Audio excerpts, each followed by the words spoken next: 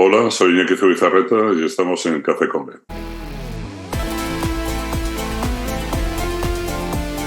Muy buenas, bienvenidos y bienvenidas a Café con B, el podcast en el que disfrutaremos de un buen café acompañados por personalidades de nuestro baloncesto.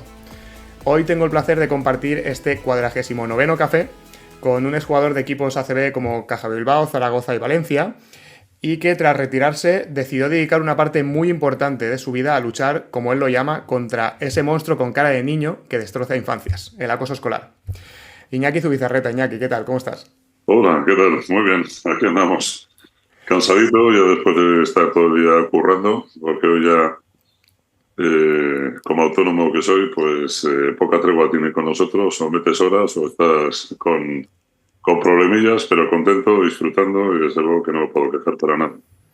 Bueno, ya que lo comentas, yo te lo agradezco muchísimo porque, vamos a decirlo, es que son las 10:15 de la noche, entonces te agradezco todavía más el esfuerzo porque después de todo el día currando, que vengas aquí pues estar con todos nosotros una horita y poco, pues la verdad que se agradece, vas todavía, ya, como digo, a estas horas y después de todo el día de trabajo. Así que de verdad muchas gracias y personalmente te seguía el rastro durante mucho tiempo, te tenía en mente hasta que al final digo, venga, voy a escribirle ya a ver si podemos hacer el episodio.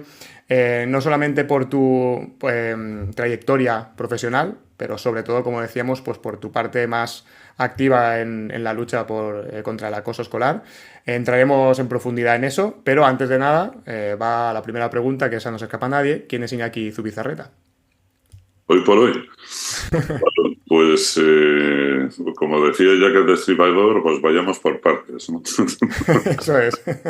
Baloncestísticamente hablando, ya pasado al otro nivel, que más que vieja gloria, yo soy más vieja que gloria, entonces a partir de ahí yo soy vintage, pero a día de hoy Iñaki Zubizarreta es una persona autónoma, currante, eso sí, currante nato, que tiene la gran suerte de poder ejercer dos tareas, primero como masajista, que es mi actividad principal, que llevo ya 23 años ejerciendo, y pasan los años, es una actividad que me encanta y disfruto tanto más que el primer día, la verdad que me apasiona. Y luego tengo la gran fortuna de haber podido superar muchos fantasmas, mucha mochila que arrastraba desde la infancia y poder transformar en algo positivo y haber tenido la opción de contar con esas personas que me han dado la posibilidad de poder construir algo para poder ayudar a gente y darles claves que yo no tuve, que las hemos ido aprendido a las malas, pero que hoy estamos ahí para que, entre otras cosas, no se repitan historias como la mía, que es digamos que es la promesa, es el focus, ¿no? El objetivo, el para qué hago todo esto. Entraremos ahí y tengo gran parte del tiempo planificado de la charla destinado para eso porque creo que es pues importantísimo y es una de las facetas pues más importantes, ¿no? de tu persona, no solamente como jugador, pero como decía también como parte activa en la lucha contra el acoso escolar. Pero quería saber de dónde te viene tu pasión por el baloncesto. O sea, ¿quién es o qué es lo que hace que empieces a jugar a baloncesto? El baloncesto, yo he tenido una relación agridulce con ella. Ha sido ha sido una herramienta muy importante en mi vida que me ha ayudado a salir de situaciones muy complicadas. Una de las cosas que me dio y que le tengo que agradecer siempre es, primero, una identidad en un tiempo en el cual no era más que un recipiente para recibir insultos, humillaciones, burlas, etcétera. Me hizo ver que ese cuerpo que repudiaba y que todo el mundo se reía de él, con humillaciones, burlas, etcétera, y me hicieron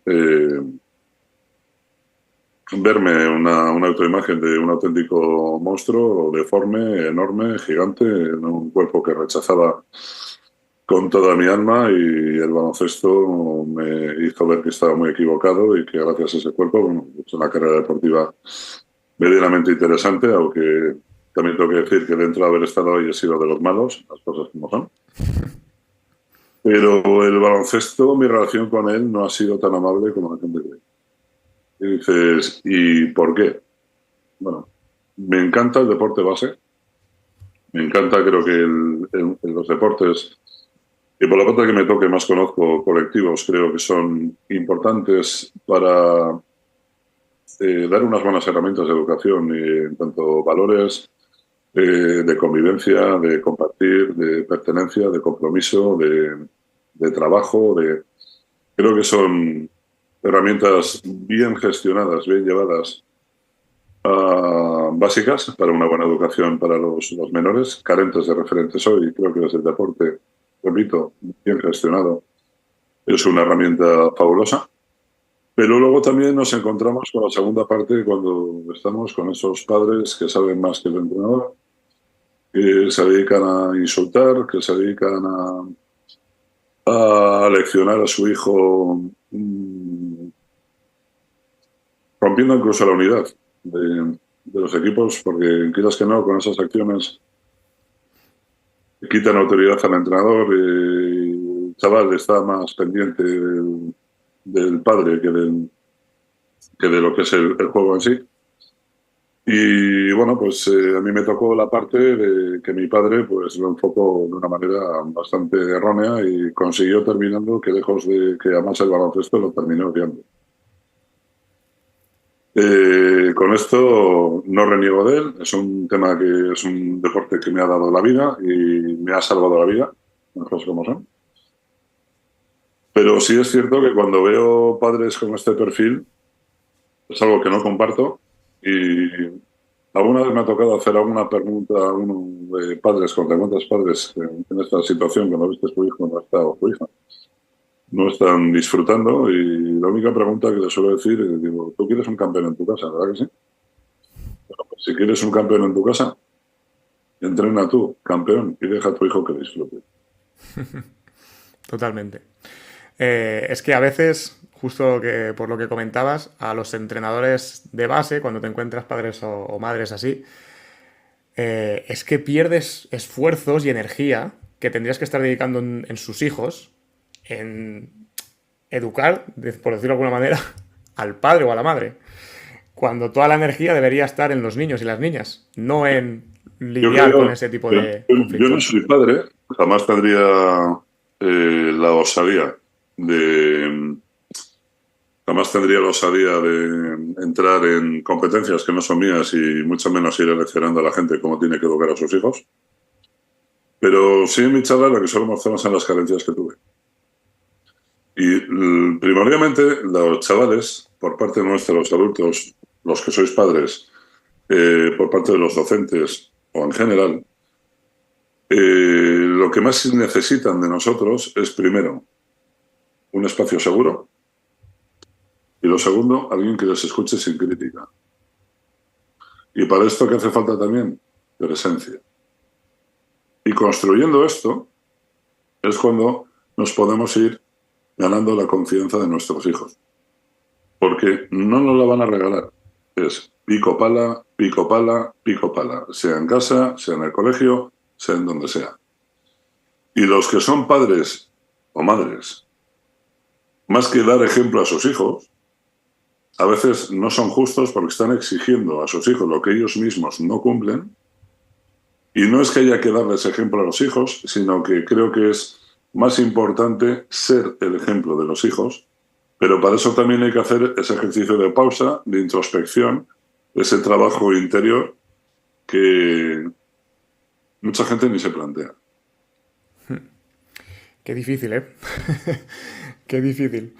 Eh, Pese a esta experiencia, mala experiencia, ¿no? Que comentabas en tus primeros años, aún así llegaste a jugar en el Baskonia juvenil, ¿no? Juvenil Junior. Exacto, porque estábamos, incluso antes fuera de cámaras estábamos hablando, ¿no? Que antes el No, yo junior. estuve cadete, juvenil, incluso junior, fuera de mi año, porque jugaba en categorías superiores a la mía también. Hmm, Y desde muy temprana edad, yo mi primera pretemporada con un equipo ACB, yo tenía escasamente 14 años. imagínate. Y ya con 15 años entrenaba regularmente con el primer equipo. Y fue ya con 18 recién cumplidos prácticamente. Juegas en ACB con el Caja Bilbao, entonces, Sí, en la correcto, 90-91. correcto. Como yo. Eh, ¿Perdón? aquella época como junior de la época, que esa categoría ya, como es hoy, no existe. Claro, exacto. ¿Y qué recuerdas de esa primera experiencia de jugar en la máxima categoría? Incluso, obviamente, pues siendo junior, ¿no? Pues los minutos serían menos, la responsabilidad es menor, obviamente, ¿no? Pero quieras que no, estás en dinámica con gente que sí es profesional, ya, que se dedica a eso, que vive de eso. ¿Cuál es tu primer recuerdo con qué te quedas de aquella primera experiencia en ACB siendo tan joven? Mi primera experiencia en ACB, como oficialmente, data del año temporada 90-91 en Bilbao, pero yo ya con torneos y campeonatos que no eran oficiales, incluso en algún partido llegué a estar inscrito con el Baskonia, Taurés entonces, Mm. bastante antes. Y el mundo, cuando empecé, te encuentras, pues básicamente, que de repente pasas de tener tu carpeta y tu clasificador para llevar tus apuntes al colegio, con fotos que gente que admiras y que tienes ahí unos grandes referentes, y de un día para otro, pues estás jugando con ellos o estás jugando contra ellos. Es un poco, dices, madre mía, ¿no? O sea, por ejemplo, no sé, en su época, pues para mí uno de mis mejores jugadores preferidos, por la parte de Fernando Martín y Audi Norris, por supuesto, eh, pues era Fernando Ortega. Yo con Fernando Ortega, cuando llegué a Zaragoza con mis 22 añitos, era como una cosa de decir, joder, estoy jugando con uno de mis grandes ídolos, Fernando Ortega, y sorprendentemente te encuentras las cosas buenas y las cosas buenas y no tan buenas de este deporte. Entonces, por ejemplo, pues te puedo decir nombres como Fernando Martín, te puedo decir nombres como Audi Norris, Ken Bannister, Fernando Romay, Fernando Ortega. Son, son unos cuantos, me voy a dejar unos cuantos, no quiero alargar demasiado, que son gente que a pesar de ser grandísimas estrellas y eran gente muy top en aquella época, sabían gestionar muy bien lo humano al personaje. Y con ellos me han enseñado, entre otras cosas, a ser mejor persona. Me han enseñado el lado humano de lo que es el deporte. Por la parte de jugador, no nos tenemos que olvidar jamás de dónde venimos ni quién ha estado ahí en los momentos complicados. Porque en el momento que te come el personaje, ya la cosa se complica y también te encuentras con este tipo de gente, grandes estrellas que se creen que están por encima del bien y del mal, que algunos de ellos a los jóvenes no trataban nada bien y algunos he sufrido, y no voy a dar nombres porque algunos son muy famosos, no voy a entrar en detalles de quién es para nada, y ellos me han enseñado también a cómo no hay que hacer las cosas. Entonces, entras en una temprana edad, en un mundo de alta competición, en el cual o te ponen las pilas o te comen. Totalmente. Es un mundo que, por aparte de lo idealizado que está y que lo tenéis, es un mundo no es amable, no es cortés. Hay gente buenísima que aportan y que suman y luego, bueno, pues no te quiero decir nada, pues alguien como la trayectoria de Pau Gasol, por ejemplo, que es un hombre que admiro muchísimo, o te puedo decir un Ricky Rubio, que te digo lo mismo, un Víctor Claver, un Raúl López, gente que fuera parte de los pedazos estrellas que han sido y con todo lo que han conseguido y nos han dado los mejores años del baloncesto nacional y que se vuelva a repetir una generación de gente como ellos. Un José Calderón, por ejemplo, también, no quiero omitirle para nada, son gente que admiro muchísimo, todos y cada uno de ellos, porque fuera parte de lo buenísimos que han sido jugando. Su legado lo están dejando ya no tanto como jugador, sino como personas, y son grandes referentes y más para los chavales de hoy que tienen tanta carencia, ¿no? Que parece que con lo que vende es el figurar, el postureo y el hacer el idiota delante de las redes sociales. Totalmente. Y qué importante esto que comentabas de ser capaz de separar la persona del personaje, porque, Fundamental. porque jugador vas a ser hasta X años y luego vas a dejar de ser jugador. pero persona vas a ser persona siempre, ¿no? Y con eso vas a No, tener que incluso convivir siempre. esto, a ver, hay que ser consciente de dónde estás, el tiempo que te queda, pero yo siempre digo que siempre hay que construir un plan B.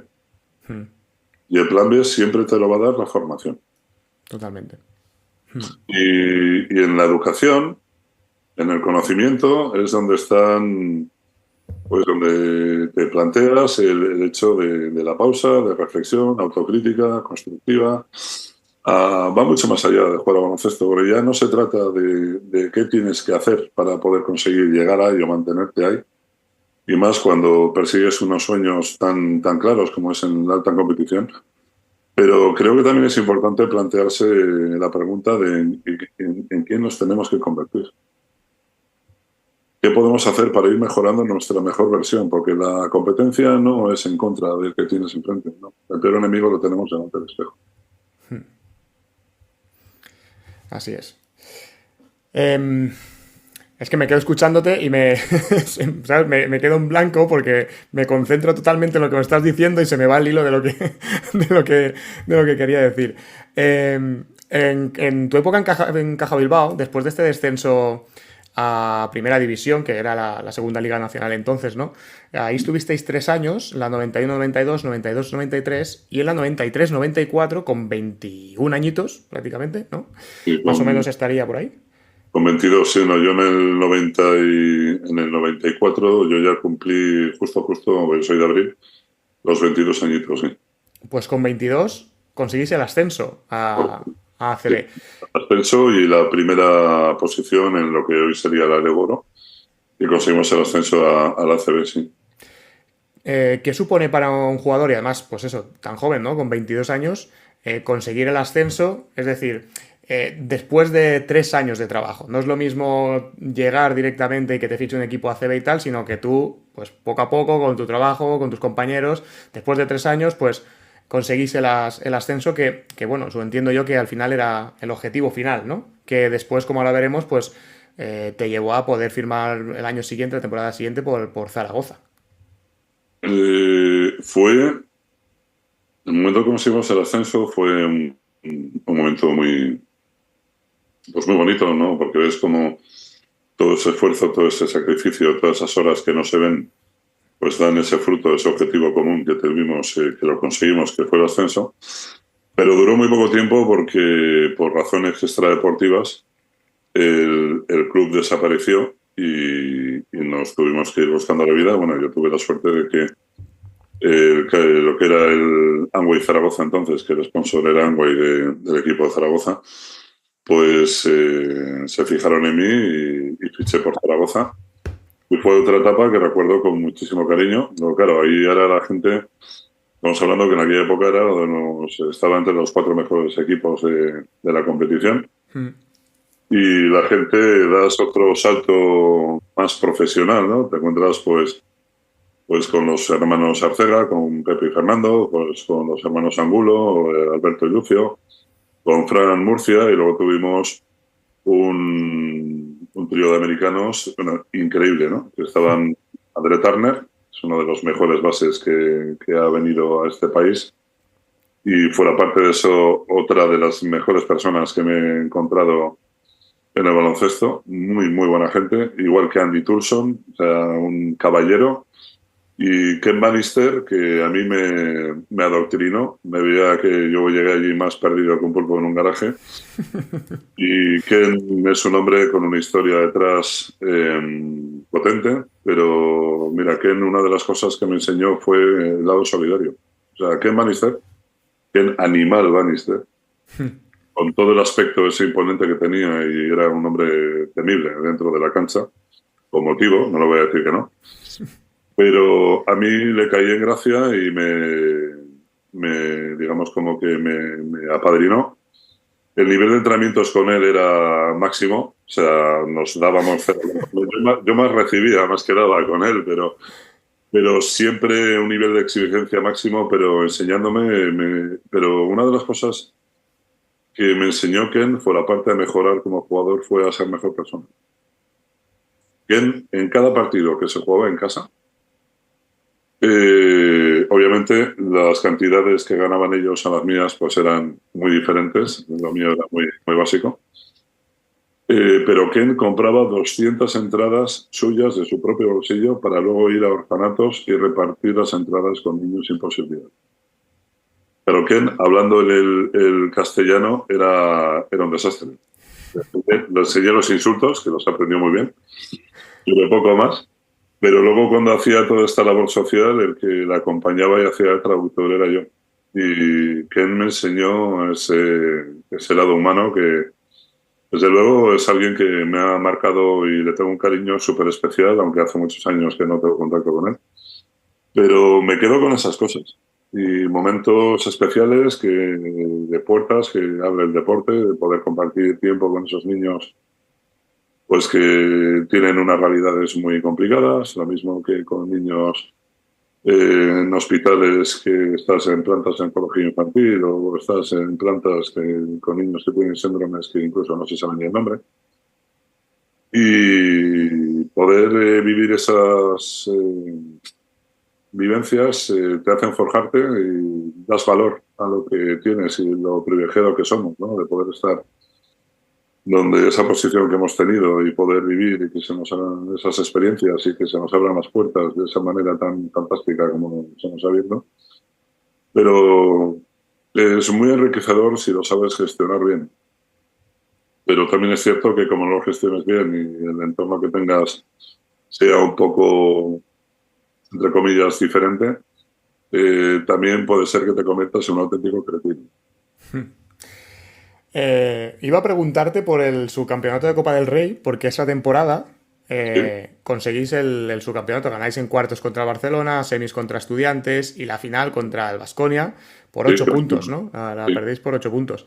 sí. Y digo que iba a preguntarte por la importancia de esta Copa del Rey, pero voy a cambiar un poco la pregunta, porque quizás después de lo que has comentado, mi pregunta debería ser, ¿qué fue más importante para ti? ¿Alcanzar esta final de Copa del Rey o la experiencia que pudiste tener, justo como comentabas ahora, de empezar ya una labor social?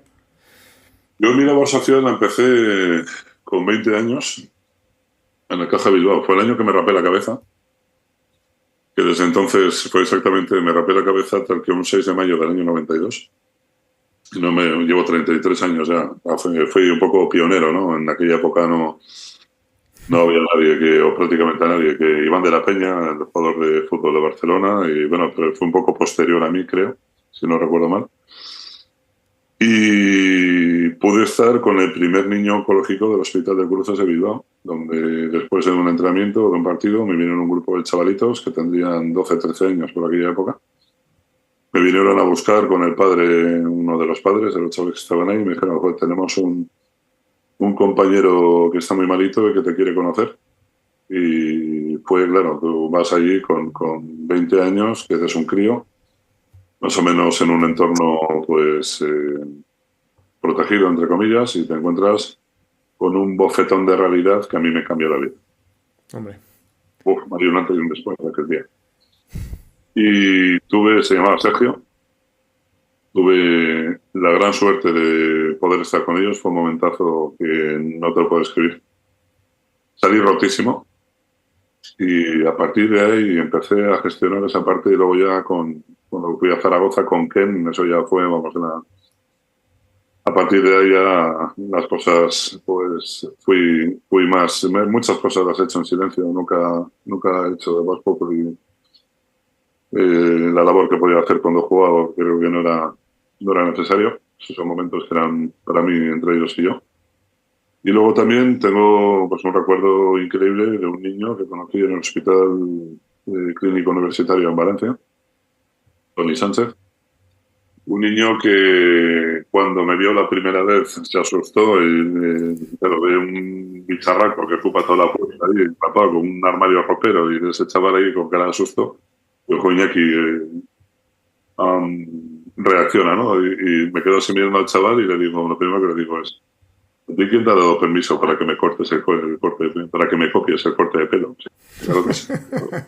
Pues cuando me pongo con él y me empieza a tocar la cabeza, y fue un momento y tengo una relación con esa familia. El niño falleció en el 98, sí, de hecho, Último partido que disputé en la Fonteta, que ya sabía que no renovaba. Invité al chaval con la familia y el niño vino con una camiseta que le habían regalado, no caí en la talla, le dio una talla mía a su madre que cose muy bien, se le hizo la... El niño vino con pelo, con la camiseta, pletórico, unos balones que nos dieron para así chiquitines, para tirar a las gradas. Pues yo cogí 7 balones porque había seis chavales con silla de ruedas que estaban a pie de pista y en vez de tirarlos a las gradas cogí el balón y yo uno a uno le di a todos los chavales que estaban en silla de ruedas y ese séptimo balón me salté todos los protocolos, subí por la escalera, me metí entre el público y le di el balón al niño en la mano. Y luego tuve la oportunidad, después del partido, de hablar con los padres. Más o menos el niño iba bien, había muy esperanzados, tenía una leucemia el crío. Y cuando ya me voy de Valencia, pues unas semanas después me llama la madre dándome la triste noticia de que el niño había fallecido. Se me vino el mundo abajo. Uf, pues un poco...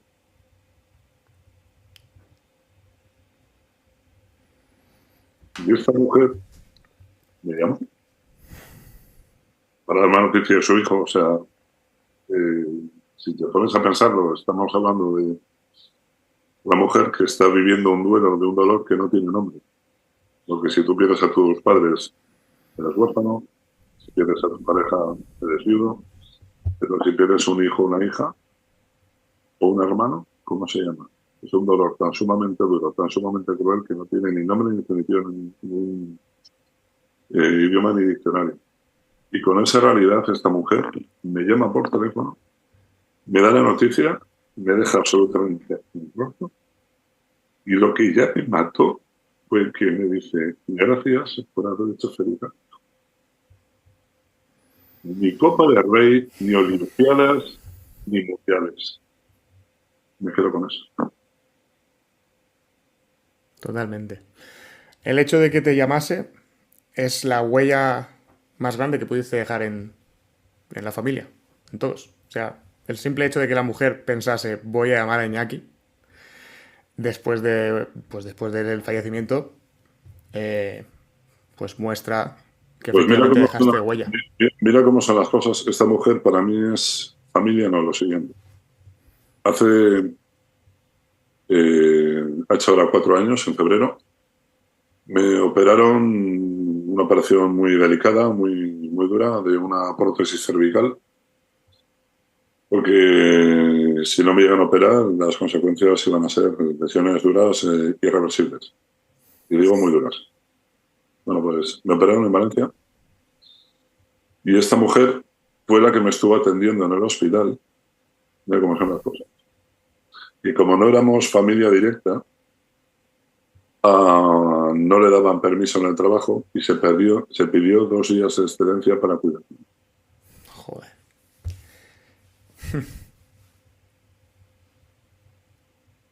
Esta mujer llegué absolutamente rotísimo porque perdí el brazo izquierdo, se me estaba paralizando medio cuerpo, me iba directo a una silla de ruedas. Y me atendió como, vamos, con todo el amor, con todo el cariño y con toda esa increíble bondad que tiene. Es una persona que admiro muchísimo. Es una de las personas más importantes y más cercanas en mi vida. Y fíjate cómo son las cosas. Ah, cuando ya me operan, salgo de la operación, ya cuando me suben a planta, ella me estaba esperando y tuve una conversación con ella, o sea, estuvo muy bonita. Y entre otras cosas me dice: Joñaki, yo te tengo que pedir un favor. Le dije: Juan María, sabes que está en mi mano, lo que necesites cuando necesites. Y me dice: yo tengo una gran pena en mi vida. Y digo: ¿cuál? Me dice: no poder llevar al altar a mi hijo. Y me dice: me gustaría que si algún día te casas, poder ser tu madrina. Digo: dudo mucho que me vaya a casar. Cuenta con ello. Bueno, pues el pasado 7 de septiembre me casé y mi madrina fue ella. Hostia. Qué bueno. son cosas que vienen también derivadas del baloncesto. Es la otra cara del baloncesto, que no solamente meter canastas, sino lo que queda y lo que siembras y lo que te llevas ya no como jugador, sino como persona. Y creo que es una parte que hay que cuidar. ¿Y ahora yo qué hago con todo esto que tenía aquí preparado? ¿Cómo continúo? Después de... Claro, es que te quedas... Uf. Vale. Vale, vamos a centrarnos porque, claro, al final, cuando uno de los objetivos realmente, ¿no? Y es lo que os comento siempre cuando intento hablar con vosotros para venir al podcast, es dar a conocer, y a todos os digo lo mismo, el objetivo es dar a conocer a la persona que hay detrás del personaje. Y a todos siempre en el mensaje que os envío a través de redes sociales o emails o el contacto que tenga, a todos os pongo más o menos lo mismo, ¿no? Esta frase de el objetivo de la charla es dar a conocer a la persona que hay detrás del personaje.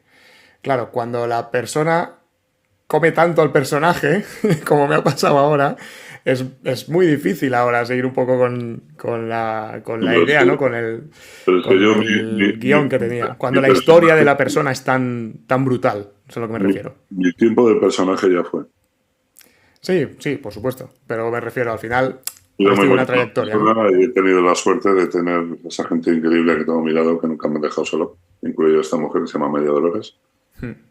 Mi mujer es la persona más importante en mi vida hoy. O sea, me ha cambiado mi vida. En un tiempo mío bastante perdido, me dio una pausa y una estabilidad y me ha pedido, o sea, la admiro cada día más. Lo mejor que tengo en mi vida es mi mujer, y por ahí, cada día la amo más. O sea, es algo que no hablo nunca de mi vida privada, no comparto nunca nada en redes. Mucha gente se va a sorprender con lo que estoy contando ahora, gente cercana que no sabe. Te Pero lo agradezco. lo mismo que te puedo decir, pues nombrar pues un hombre que se llama Javier Pérez Aznar, es un hombre que es psicólogo, un gran experto en acoso escolar, que me rescató en un tiempo donde yo estaba muy perdido y él fue el que, empezando a trabajar, íbamos recuperando y un poco recuperar ese niño roto que llevaba ahí dentro. Y a medida que íbamos consiguiendo cosas, me decía, oye, que es una pena que con lo que estás consiguiendo, que no lo utilices para ayudar a otras personas. O sea, Javier fue el que me dio el propósito para hacer todo el tema que estoy haciendo en Camas.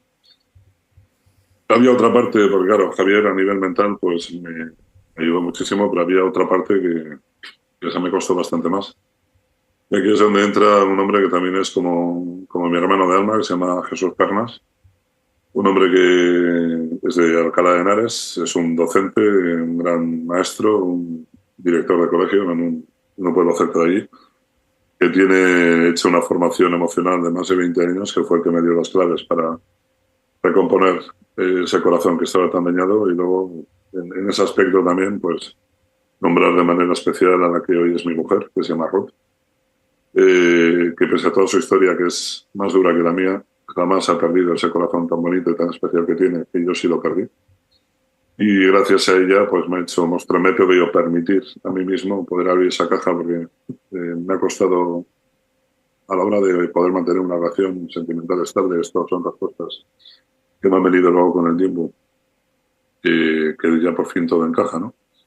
Me ha costado muchísimo porque cada vez que intentaba abrirme me sentía tan expuesto, tan vulnerable, tan frágil que yo mismo no me lo permitía. Entraba en pánico y escapaba por bajas. He hecho cosas muy mal y he hecho, sin querer, mucho daño a gente que quería muchísimo, pero no era capaz de gestionar de otra manera. Y todo eso ya se acabó y por fin tengo esa paz que estaba buscando, esa serenidad que estaba buscando y más con la compañera de viaje que tengo ahora, que es increíble. Por la parte de María Dolores también, y luego la gente especial que tengo cerca mío, que para mí son lo más importante de mi vida y son gente que ve mi vida por ellos. No, lo mismo que ellos nunca me han dejado solo, yo tampoco lo hago. Totalmente. Es que al final, y esto es como yo lo veo, querer a una persona es ser capaz de mostrarte vulnerable a esa persona, ¿no? O sea, el amor es ser capaz de mostrarse vulnerable. Entonces, cuando dices Sí, es cierto, pero por eso también no, no es algo fácil y a veces que lo intentas, pues igual no te sale bien. bien por otra parte o bien por ti, porque aquí no me quito culpas para nada.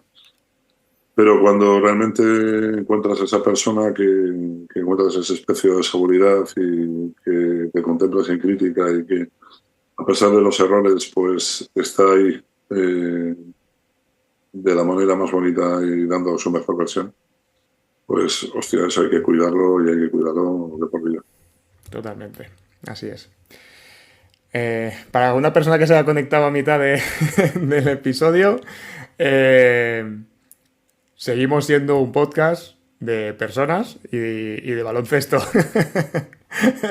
que, no, que no se me despiste nadie. No, de verdad agradezco muchísimo tu sinceridad y, bueno, y tu cercanía, que compartas todo esto conmigo ahora mismo, que estamos grabando, pero con todas las personas que lo quieran escuchar una vez salga publicado, de verdad que sí. Em, Voy a intentar volver un poco a lo que iba, eh, conforme pueda. Y quería hablar un poco porque después de estos 2 años en Zaragoza, ¿no? Que estuviste 2 temporadas, 94, 95, 95, 96, estuviste otras 2 en Valencia, ¿no? Que en la que sucedió todo esto que comentabas antes. Hicimos historia en el baloncesto nacional. Eso iba a decirte, porque conseguisteis la primera Copa del Rey de la historia del Valencia Basket, en el Pero 98. no solamente que conseguimos la primera Copa de Rey o primer trofeo del club, sino que era la primera vez que el club como entidad se clasificaba en una edición de la Copa de Rey y somos a día de hoy, en baloncesto masculino, primer y único equipo nacional debutante como entidad en una edición de Copa de Rey que según juega su primera identidad la gana. Solo lo hemos hecho nosotros. Pues a eso iba. ¿Qué se siente? Y ya no me refiero a ganar la copa en ese momento, porque obviamente ahí ya pues tendrías, ya se me pierde un poco la cuenta, ¿no? Que 25. 25, ¿no? 25. Pues ya ganar un título con 25 no está nada mal. Hacer historia no está nada mal. Pero ahora con perspectiva, ¿cómo lo ves? Que le hicimos mejor. En el momento no eres consciente de la preparada que hicimos, pero joder, lo que mira, del deporte de la competición a día de hoy, si te soy sincero, no echo de menos nada salvo una cosa, el vestuario. Qué bueno. Y el vestuario de ese equipo, si ganamos esa Copa de Rey, que es donde ya éramos un equipo muy, muy joven, llenos de ilusión, con una buena dirección, ¿no? Que ahí Miki Vukovic, pues, pudo gestionar el grupo, pues, que se consiguió lo que se estaba consiguiendo. Pero fuera parte de todo esto, como grupo humano, éramos una banda. Banda. O sea, ese vestuario, espectacular. Que tuvimos también la gran suerte de tener un trío de norteamericanos que se integraron increíblemente bien. Estaba Aaron Swinson, estaba Reggie Fox, estaba Tim Perry, que vamos, que unos cracks, tengo un cariño. Además con Aaron suelo hablar de vez en cuando y mantengo el contacto con él. Para mí es como mi hermano. Pero ese vestuario, o sea, fue donde ya dio el salto de madurez, digamos, pues Nacho Rodilla. Víctor Luengo también, Fue, ¿no? fue MVP, además merecidísimo del torneo, que es otro, mira, otro que también te voy a hablar. Nacho Rodilla es un crack, o sea, con todo lo bueno que ha sido, sigue siendo el mismo chaval de siempre. Lo mismo que te digo de Bernie Álvarez, o te digo a gente que hay del equipo, es que todos, o sea, todos. Pero éramos una banda y fíjate cómo llegamos, te cuento una anécdota, que la Copa de Rey la jugamos en Valladolid, en el Polideportivo Pisuerga. Y claro, y nos tocaba en primer cruce, nosotros nos clasificamos un poco ahí a última hora y de churro, más o menos, pero nos clasificamos. Y en aquella época no había sorteo como hoy, sino que se jugaba primero octavo, segundo séptimo, tercero sexto y cuarto quinto. Claro, nosotros éramos los octavos y nos tocó el primer cruce con el Tau, con el Baskonia, que estaban intratables, estaba Escariola, el entrenador, y habían pasado toda la primera ronda, toda la primera vuelta, más los partidos de segunda vuelta que habíamos jugado, imbatidos, no habían perdido ni un solo partido. Claro, nosotros fuimos allí, digo, vamos ahí, y fuimos con la ropa justa para un día y nos encontramos con la cosa que de repente va y ganamos, tío.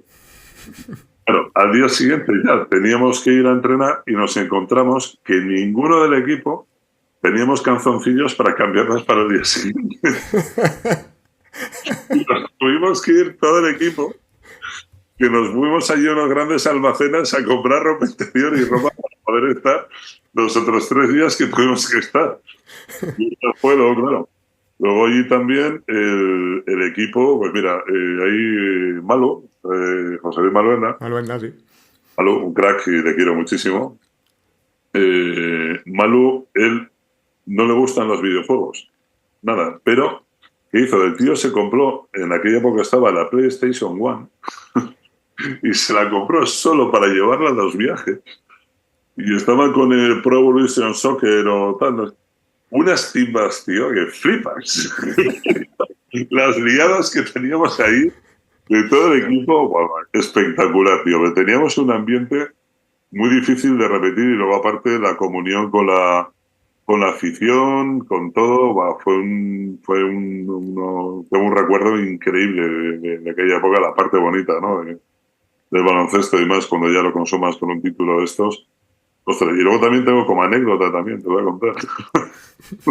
Ya no sé si puede ser mejor que esta. Cuando ganamos la Copa del Rey, una de las cosas que se nos ocurrió fue coger a Juan Roch, o sea, amo, dueño y señor de Mercadona, hombre que respeto muchísimo, le tengo mucho cariño, y al igual que a su hermano Fernando, que es el dueño de Pamesa Cerámica, que en principio estaban los dos, luego Fernando se hizo cargo del Villarreal de fútbol, tal, pero nosotros, en toda esa euforia, tal, pues no se nos ocurre otra cosa que coger a los dos y meterles vestidos en la ducha. En aquella época, Juan llevaba un bisoñé que lo llevaba perfecto, que no sabíamos que tenía bisoñé. Y estando en la ducha, le hago así la cabeza y me quedo con el peluquín en la mano. Hostia, tío. Tienes la cara, digo, hostia, la que he liado, tío. Y le digo, toma, Juan, esto es tuyo. Y le digo, pero que sepas que así estás más guapo.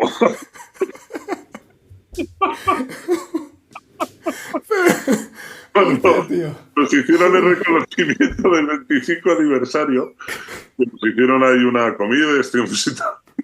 Y Juan se acuerda perfectamente de esto. Y le dije, Juan, ¿sabes que te he hecho un favor? Que estás más guapo.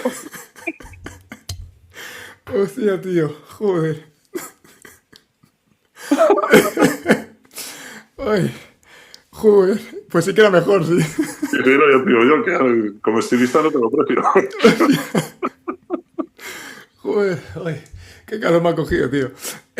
Espero que entonces en esa época no entraran las cámaras en los vestuarios como ahora. Porque... No, vamos, de hecho, mira, la parte mala fue que allí entró todo el mundo. La copa que nos dieron de recuerdo, yo la metí en la bolsa y cuando ya volvimos después de la celebración me encontré que alguien me la había robado. Hostia, joder, macho. Esa copa no la tengo, me la robaron y no he vuelto a poder tener una réplica, vamos, no. Pero bueno, ya está.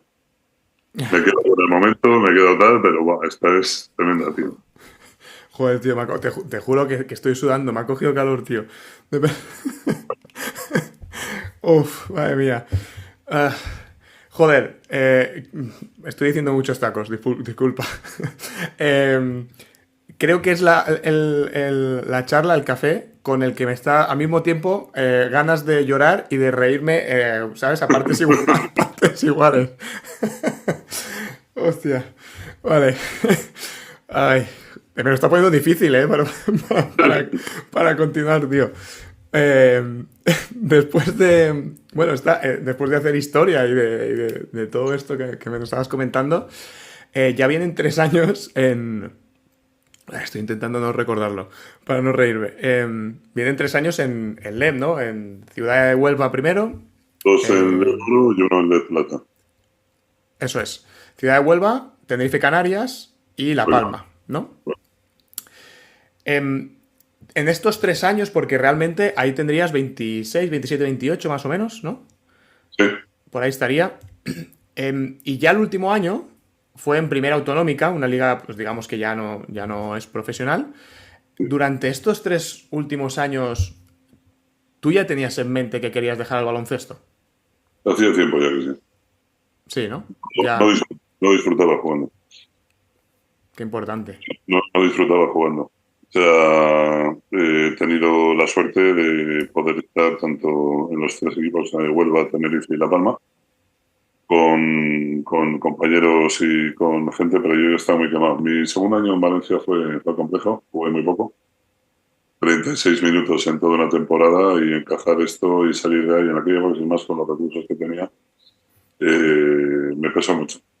Y ya buscaba, pues, no, en aquella época ya dejé de disfrutar. He tenido momentos muy buenos, también es cierto, pero ya un poco con premisa puesta de colgar las botas y llevar una vida pues como la de... Una vez dejas el baloncesto ya, El último año disfruté mucho, ¿eh? En el año de la Salle conseguimos el ascenso, metía puntos a casco porro y hacía ahí lo que me daba la gana en la categoría, en el buen sentido de la palabra, vamos que... Pero fue un año que por lo menos conseguimos el ascenso y me fui con una sonrisa y con un buen recuerdo. qué bueno, qué importante. A partir de ahí, como decíamos, tú en la actualidad eres masajista, ¿no? En Guecho, ahí en tu pueblo. Pero además, pues eres divulgador, activista, ¿no? En lo que decíamos, sí, en todo el tema de la detección y prevención del acoso escolar, del bullying, en general de la violencia en las aulas. ¿En qué momento decides, porque todo esto viene a raíz de una experiencia personal muy dolorosa tuya, ¿en qué momento decides que tienes que ser un altavoz para ayudar a otros niños? No fue un tema de decisión, no, fue un tema que la vida al final me llevó ahí. Con María Dolores, la mujer esta que te digo que de Valencia, que para mí es familia, durante, una vez que me marché de Valencia, durante 16 años perdimos el contacto.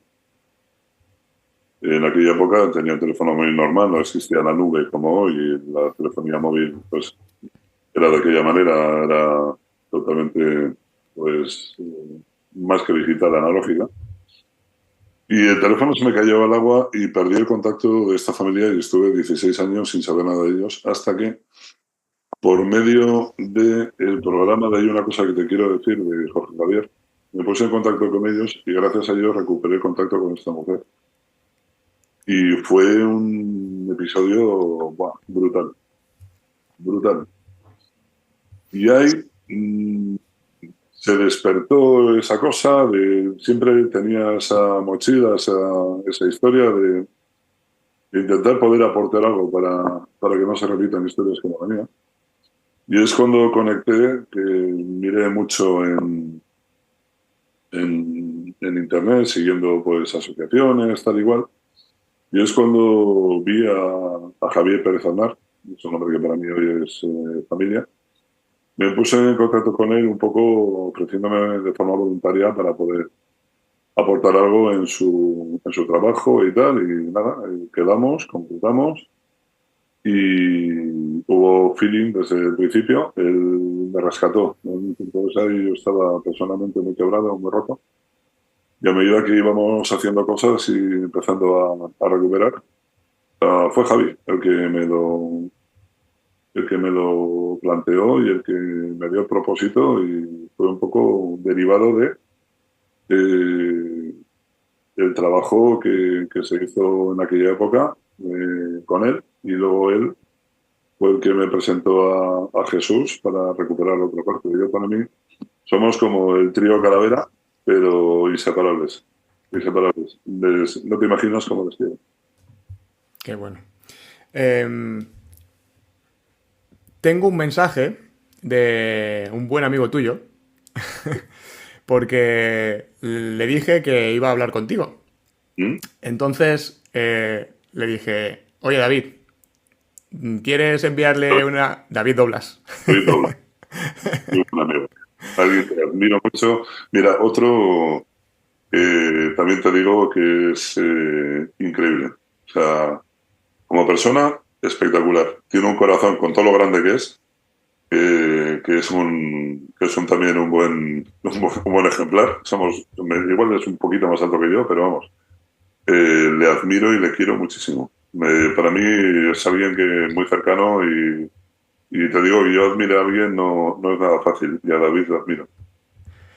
Pues como te digo, cuando ya hablé contigo que íbamos a hacer la grabación, le envié un mensaje. Oye David, que voy a hablar con un amigo tuyo. ¿Le quieres enviar algún mensaje, alguna pregunta? Y me dice, hombre, por supuesto que sí. Y voy a poner, si me permite, voy a poner el audio. No sé cómo se va a escuchar. Luego cuando editemos la grabación, a mi compañero Akato le voy a pedir que lo ponga bien. Voy a ver si poniéndolo aquí con el altavoz directamente lo oyes, ¿vale? Iñaki, espero que estés disfrutando la entrevista. La verdad que la disfruté mucho.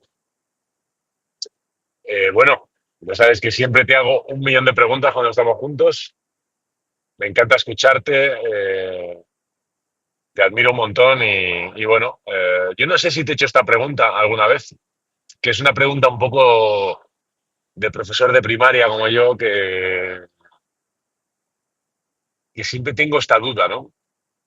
Tengo la opinión de que para el tema en el que tú yo creo que eres más que un experto, el tema del bullying.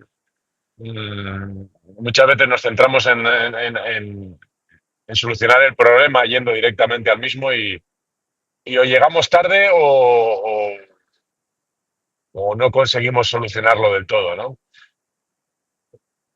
Pues mi opinión es que creo que desde la educación se pueden hacer muchas cosas en las etapas tempranas. ¿Qué le dirías o qué crees que necesita dentro de sus habilidades, dentro de sus conocimientos, dentro de la experiencia, a un niño de 6 años bueno, para un niño de 6 años que puede ser el agresor o la víctima, cuidado, para que en el futuro no se convierta en uno o en otro? ¿Qué le aportarías? ¿Qué le podrías enseñar? ¿Qué necesita ese niño aprender o experimentar o saber? Bueno, pues ahí está. Espero que no te la haya hecho antes y que te haya gustado la pregunta. Un abrazo. Quería ponértela lo primero para evitar que saliese la pregunta antes. Así que nada, ahí tienes la Pero pregunta, David. es un grande y tiene un corazón que es que no tiene ese pedazo de cuerpo que tiene porque si no es imposible abarcar ese pedazo de corazón que tiene. Le quiero muchísimo. A David le quiero mucho. Mucho lo digo de corazón y lo sabe. Mira, la respuesta la tengo clara. El septiembre pasado estuve en la UIC, en la Universidad Internacional de Cataluña, participando en unas jornadas de conferencias sobre el suicidio. Y lo estuvimos haciendo para un perfil de gente que eran psicólogos, psiquiatras, estudiantes de último curso de psiquiatría y psicología, la salud mental, y estaban todos los responsables de salud mental de Cataluña allí. Un salón espectacular, o sea, una pasada. El acto fue haciendo una presentación ahí de un documental que habían hecho, de la verdad que se pegó un trabajazo increíble. Y me quedé con una pregunta que me hicieron. Y es una de las mejores preguntas que me han hecho nunca y me gustaría compartirla con vosotros. La pregunta que me hicieron fue, yo como el adulto con recursos que soy hoy, ¿qué herramienta manejo como el adulto con recursos que soy hoy que no tuve de joven y que hubiese necesitado?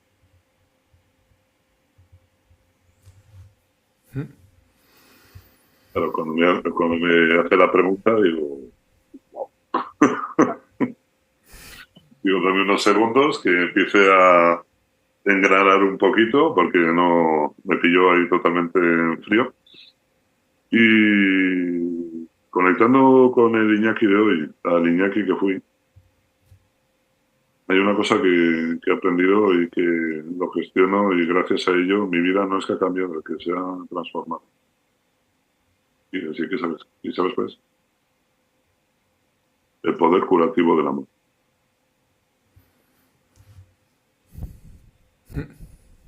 El amor, bien construido, bien gestionado, lo cura todo.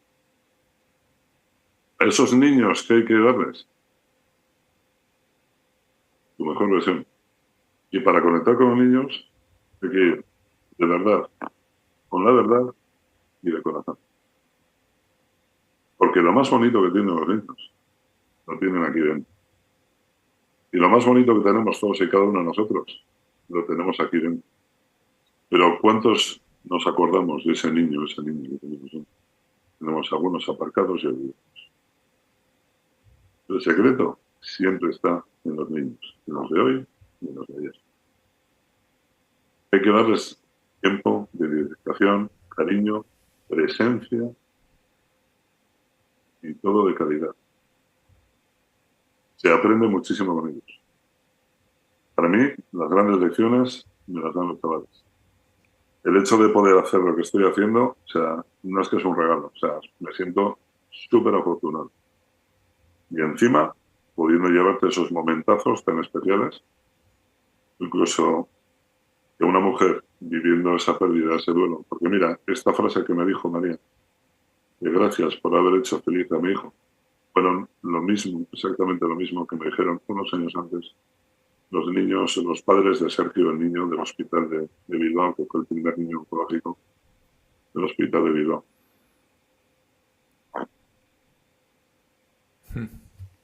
¿Qué se les puede dar? Lo mejor, presencia y corazón. Totalmente. Yo tenía una pregunta que quería hacerte desde el primer momento que ya me confirmaste y dije, esta se la voy a hacer porque a nivel personal, ¿no? Yo soy padre, mi hijo todavía es muy pequeño, pero después mirando un poco las estadísticas de la gente que ve el podcast o que escucha el podcast, hay de todas las edades, pero una gran parte de esa gente está entre los 30 35 hasta luego ya más de 60, ¿no? Entonces, es decir, son personas Gente vintage. vintage, eso es. Yo no he dicho nada más, he dicho solo la edad. Yo soy vintage. Entonces, claro, son personas que tienen hijos o hijas, o nietos, nietas, ¿no? Entonces, a mí mi preocupación es, como padre, ¿cómo podría yo detectar si mi hijo está sufriendo acoso escolar? O incluso, al revés, ¿cómo puedo detectar, que me parece incluso más difícil, que mi hijo es el que está siendo el acosador? Te voy a responder algo que me enseñó Jesús Pernas. Normalmente para detectar el acoso se habla de los cambios de rendimiento, de conducta, de cuerpo, de marcas, ¿no? Bueno, no está mal. Pero Jesús habla mucho, hace falta esa presencia, hace falta ese contacto con los chavales. Lo primero, los silencios prolongados. Lo segundo, las sonrisas forzadas. Y lo tercero, el grito en la mirada.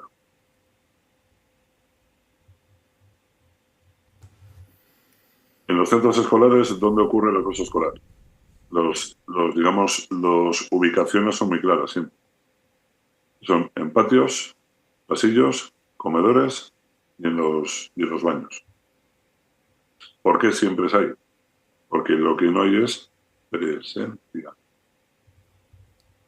Y una cosa es que haya estancia, yo puedo estar aquí, pero claro, yo puedo estar aquí también. Yo estoy, pero mi presencia estoy a otra cosa. Y otra cosa es cuando aparcamos todo y estamos con todos los sentidos y entonces ya la cosa cambia. En las casas también, el uso de los dispositivos móviles, pues no hay control. Así no. Totalmente. Y si un hijo tuyo es el que lo está haciendo, bueno, pues primero antes de defender a pies y espadas de que tu hijo no, porque es el especial, pues te voy a hacer un spoiler. tu hijo tampoco va a ser especial. Que según con qué grupo se junta para buscar ahí la aceptación de sus compañeros, igual sin pensar puede llegar a hacer algo que no está bien. O incluso lo peor de todo, que ya con los años no te quedas con tal mal recuerdo de la gente que te trata mal, de lo que sí te queda es esa decepción de la gente que puede haber hecho algo que no lo hizo. Porque con tu silencio también te estás posicionando. De hecho, tenía aquí apuntado porque he visto pues muchas entrevistas y he leído muchas en muchos textos, ¿no? de sitios en los que has podido hablar y que hay por ahí por internet. Y había algo así, una frase que decías que lo más duro no eran los insultos, ¿no? que sufriste o incluso el aislamiento, sino la indiferencia de esas personas, que es justo lo que decías, ¿no? Que podían haber intervenido y que no lo hicieron. Entonces, yo quería que me dijeras qué mensaje podrías decir a un niño o una niña que lo ve, pero por miedo a lo que pueda pasar, o por miedo a que le digan chivato, o La, por la pregunta, represalias. la pregunta no es correcta. Vale, corrígeme. Y te lo explico rápido. En lo que este curso escolar, que está terminando ya, desde que comenzó el curso ahora, en las charlas que llevo dadas, habré estado con cerca de 20.000 chavales. Solo este año. El curso anterior fueron 21.000. O sea, llevo ya unos cuantos años, ¿eh? Solamente en estos 2 últimos años, llevo 2 cursos, vamos, llevo en contacto directo con más de 40.000 chavales. Bien. En mi charla siempre hago una pregunta. Y la pregunta es, ¿qué diferencia hay entre chivar o informar? Vale, me la respondes. ¿La respondo? ¿Me has dicho? Yo creo que es que chivar no chivas. O sea, realmente tú informas. Yo creo que el chivar es un sentimiento que el acosador te induce a ti, persona que quieres informar de eso que está pasando. ¿Podría ser? No tengo tantos recursos como tú para hablar del tema. Sí, pero tú te dedicas a la docencia. Por supuesto, sí. Pues eso, hala. Venga, dale. Yo creo que es eso. Yo creo que realmente el chivar es algo inculcado sobre la persona que quiere informar de un problema. La persona que está, que está, lo diré, realizando el acoso es el que hace que sienta que la persona que quiere informar se sienta como un chivato y no No, como un no por ahí los informante. tiros. Una cosa, eso es, no te quito parte de razón de lo que estás diciendo, pero no van por ahí los tiros. Y luego también por la valentía, iría yo. No, no van por ahí los tiros. Tampoco. ¿Cómo lo orientas tú? Chivar, socialmente hablando, está muy interiorizado a nivel social de que es algo como negativo. El chivarse es algo como que estás fallando a alguien, como que es algo malo y te hacen ver como que no es correcto. Como tú contabas, la gente que hace el acoso, independientemente de la edad, empezamos en los colegios y luego ya vamos a trabajos, empresas, deporte, ¿no? Que el deporte también hay, en alta competición hay mucho de esto, ya que no nos engañemos. No es todo tan fácil ni tan bonito, ya lo he dicho. Pero los acosadores hay 2 herramientas que utilizan muy francamente bien, que la primera es el miedo y la segunda, la mentira. El miedo, que te hacen ver que si no dices algo van a ir a por ti y que va a haber unas consecuencias. ¿Sí? Y lo segundo es la mentira, porque te hacen creer que si dices algo, efectivamente, como bien apuntabas, te conviertes en chivato. Pero sin embargo, con esos silencios, por no convertirte en chivato, ¿en qué te estás convirtiendo? En En cómplice. cómplice. Entonces, este no es un tema que se debería trabajar en los centros escolares, sino que debería ser bien trabajado desde las casas. Y esta pregunta, curiosamente, de los 40.000 chavales, prácticamente un poco más, que he estado en estos 2 cursos, entre los 2 cursos, ¿sabes cuántos me han respondido bien? 9. Los llevas contados, ¿eh? Los llevo contando. Chivar es decir algo de alguien que eso que está haciendo no tiene repercusión sobre otra persona que no sea el mismo. Por ejemplo, no ha hecho los deberes, no ha hecho el trabajo, está copiando, lleva una chuleta.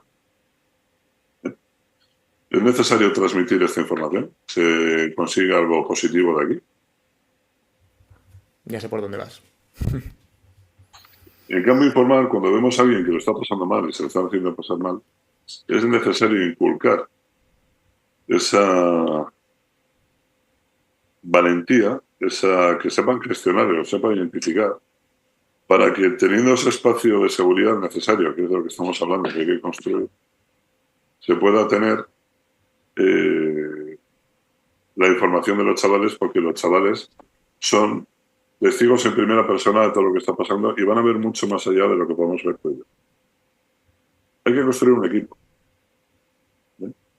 Pero la base no empieza en el colegio, empieza en casa. Porque está claro que a tu hijo, si le pasa algo, a ti te encantaría que le ayuden, porque tu hijo es el especial, pero en cambio muchos de la gente inculcan a sus hijos no digas nada porque te conviertes en un chival. Y están exigiendo a los demás lo que ellos no cumplen. ¿Y luego qué pasa? ¿Cómo se da cualquier tipo de violencia? Pues básicamente se dan siempre tres premisas. La primera, se minimiza, no son cosas de niños. Ya, hasta que te toquen el tuyo. La segunda, se justifica, no, mi hijo no. No, tu hijo no. Cuando no tienes ni puñetera idea de lo que está haciendo. Y tercera, directamente se ignora. Y siempre es igual.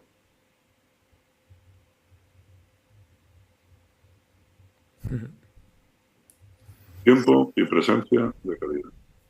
En casa, pico pala, pico pala, pico pala. Pero esto hay que trabajar en casa. Nunca.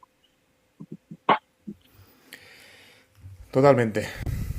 Me ha gustado, ¿eh? Me ha gustado por donde me has reorientado. O sea que te lo agradezco, la verdad que sí. Quería preguntarte, para ir cerrando, en el año 2020, si no me equivoco, si no me corriges, publicaste Subnormal, una historia de acoso escolar, que es un cómic. Ahí está, eso es. ¿Cómo surge esta idea de contar? Porque al final, si no me equivoco, creo que es tu historia, ¿no? En formato cómic. Son episodios reales de mi vida, de mi historia, en el cual, bueno, pues se hizo una apuesta importante por parte de la editorial Panini, que en su día el editor jefe era José Luis Córdoba, un hombre que tiene mucha piel con este tema, por temas personales, no voy a entrar en detalles, el cual él, antes de jubilarse, quería dejar un legado en una obra, una novela gráfica que sirva para poder aportar, ¿no? Y es lo que hemos hecho. Entonces él, nos conocíamos, se puso en contacto conmigo, me lo propuso y en un principio lo que él me proponía, lo que luego ha sido, pues al final me ha dado carta blanca y se ha hecho lo que he querido, o sea, como lo quería, más o menos. Yo le decía que tenemos que hacer algo que no caigamos en los tópicos. Pero sobre todo, por muy dura que pueda ser la historia, hay que mostrar esperanza. Y lo hemos conseguido. Que por muy dura que ha sido la historia, siempre queda la esperanza. Se puede salir. Y después de la cosa hay muy buena vida. Ahí me puse en contacto luego con Fernando Llor y con Miguel Porto, que son el guionista y el ilustrador, en el cual, pues, en principio fue como una relación más o menos laboral y luego nos hemos hecho súper amigos. Bueno, y aquí también les mando un abrazo y un saludo. Digamos. Y se publicó por la editorial Panini. Bueno, ha tenido su recorrido. Lo que pasa que ya este año, pues la editorial Panini ha descatalogado el cómic, muy a nuestro pesar. Y curiosamente, con los años que llevo ya en mercado, que son 5 años, que normalmente cuando haces algo siempre hay alguien con algún hater o alguien que te saca los, ¿no? Y nada más lejos de la verdad, o sea, gente profesionales de la salud mental, psicólogos, psiquiatras, gente que trabaja en servicios sociales y en casos de acogida, los mensajes que nos han llegado, incluso familias y niños que han utilizado el agradecimiento por el trabajo, por el cómic que hemos hecho. Y es algo que me siento especialmente orgulloso de poder plasmar, incluso desde el título de Subnormal, no es con ánimo de ofensa, insulto, no desprecio a nadie, sino muestra esa palabra con que ese niño que ha estado aquí tan roto dando tanto tiempo lo destruyeron y hoy sonríe. Y la pena es que, bueno, pues la editorial Panini lo ha descatalogado y ahora mismo pues poder conseguirlo está un poco más que difícil. Pues una lástima, la verdad, porque este tipo de recursos no abundan y bueno, que desde la editorial no se siga apostando, pues la verdad es que es una lástima. No sé cómo está. Tienen otros intereses y ya está. O sea, que Claro. tampoco ya- Pues como te comentaba, bueno, es que aquí podríamos estar mucho tiempo más eh, hablando, ¿no? Sobre. ya empieza a ser hora de ir un poco de Sí, trabajo. porque mañana hay que madrugar otra vez para ponerme a trabajar. Pero antes, te voy a lanzar la pregunta del invitado anterior que lanzó sin saber que ibas a ser tú el siguiente, ¿no? En este caso fue José Manuel Puertas, periodista, ¿no? El director del programa Tirando a Fallar. Y su pregunta, realmente son dos. Él decía, ¿cuál fue ese día en el que... ¿Cuál fue ese día, perdón, en el baloncesto que te dio tu mayor alegría? ¿O cuál fue ese día que el baloncesto te dio tu mayor alegría? ¿Y cuál fue ese día en el que el baloncesto te dio tu mayor disgusto? Muy buena pregunta. A nivel deportivo, la alegría, obviamente, el momento cumbre, la Copa Rey del 98, obviamente. A nivel de título colectivo, de equipo, o sea, es el título más importante en el que he podido participar junto con mis compañeros.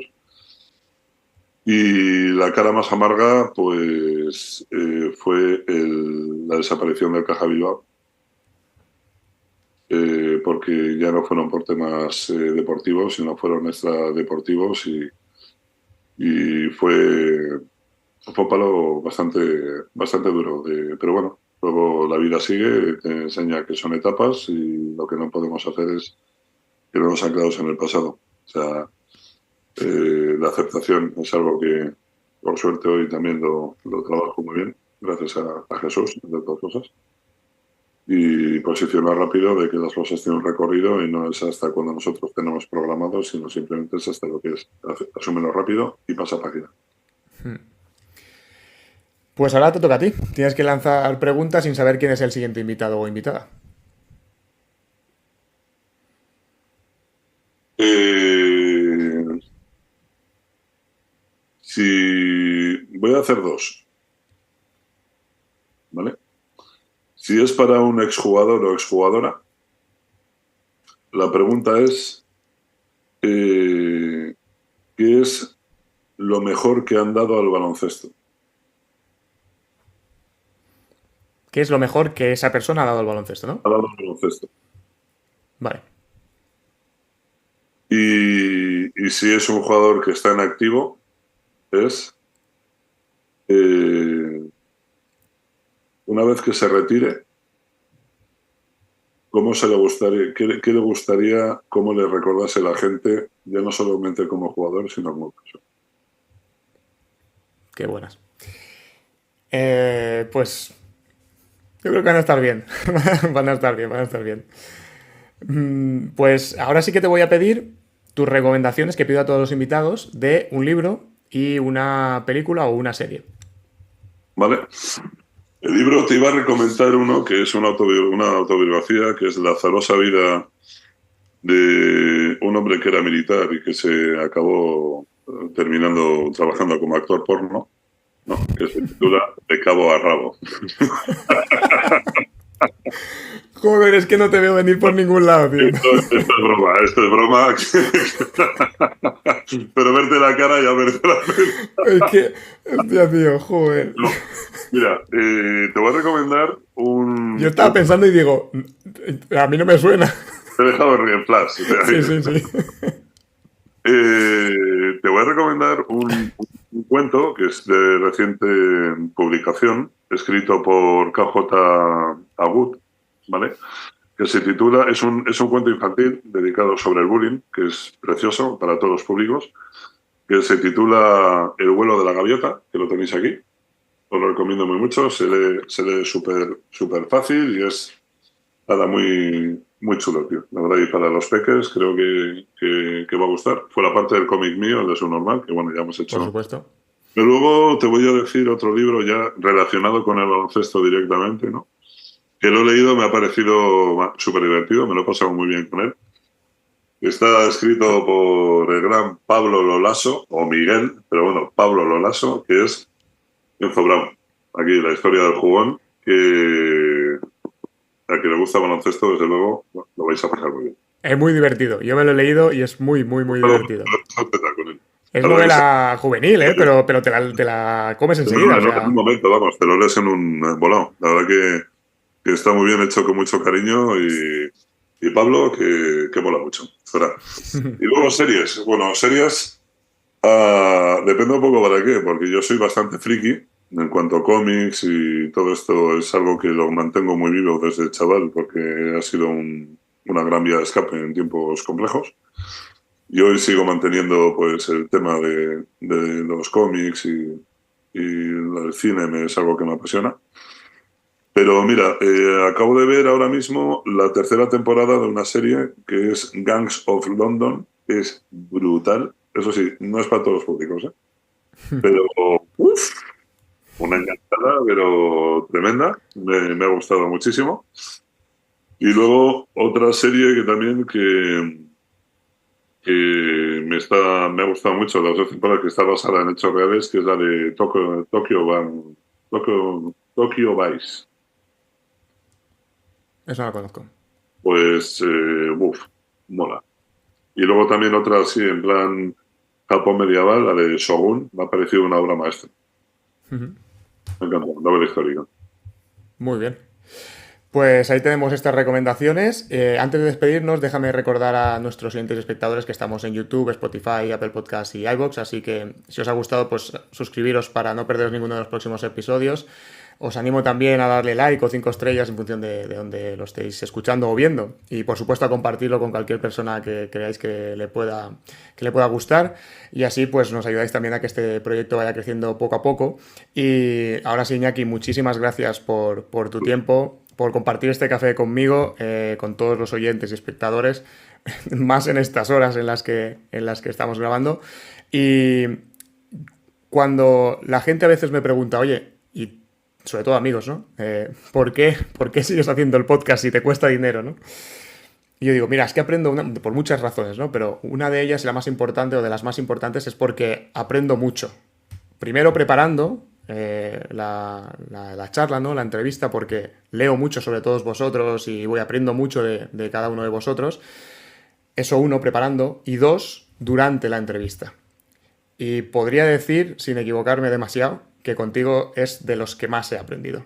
Así que te agradezco muchísimo que hayas compartido este rato con nosotros. Súper a gusto, súper cómodo.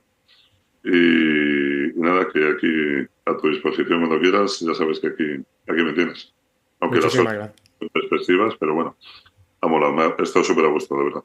Muchísimas gracias, te lo agradezco. Ya sabes que siempre que quieras volver, pues tendrás una taza de café preparada.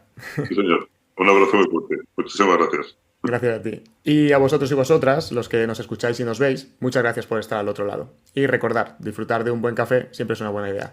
Pero si además lo compartís con un amante del baloncesto como Iñaki, pues oye, mejor que mejor. Un abrazo y hasta pronto.